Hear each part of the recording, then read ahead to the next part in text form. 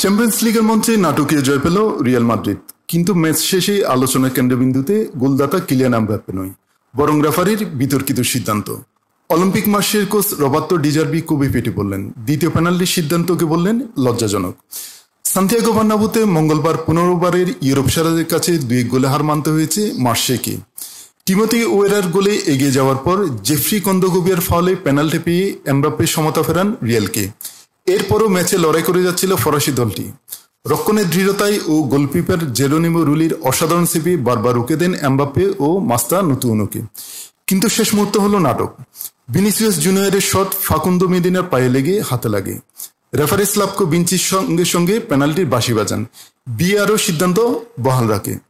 Mbappe গোল করে জয় নিশ্চিত করলেও ক্ষুব্ধ প্রতিক্রিয়া দেন মার্সেই কোচ ডি জার্বি। দ্বিতীয় পেনাল্টির সিদ্ধান্ত লজ্জাজনক, এটা কখনোই পেনাল্টি হতে পারে না। আমার দলের পক্ষে হলেও আমি একই কথা বলতাম, এটা মোটেও পেনাল্টি নয়। এমবাপ্পে অবশ্য সিদ্ধান্তের সাফাই গিয়েছেন, যদিও হ্যান্ডবলের নিয়ম নিয়ে বিভ্রান্তিও স্বীকার করেছেন। হ্যান্ডবলের নিয়মটা আসলে জটিল, অনেক সময় দেওয়া হয়, অনেক সময় হয় না। নিয়মের তেমন কোনো স্পষ্ট যুক্তি নেই, আমরা নিয়ম মেনে খেলি। যদি রেফারি পেনাল্টি দেন তবে সেটা পেনাল্টি, আমি গোল করেছি সেটাই আসল। তবে একজন কম নিয়ে নিজেদের লড়াইয়ের মানসিকতাকেও তুলে ধরেন ফরাসি তারকা। 10 জন নিয়ে খেলা কঠিন ছিল, তবে আমরা চ্যাম্পিয়ন্স লিগের মানসিকতা দেখিয়েছি বার্নাব্যুতে। আমরা জানি এখানে যে কারো বিপক্ষে জেতা সম্ভব, এ জয়ে আমরা খুশি।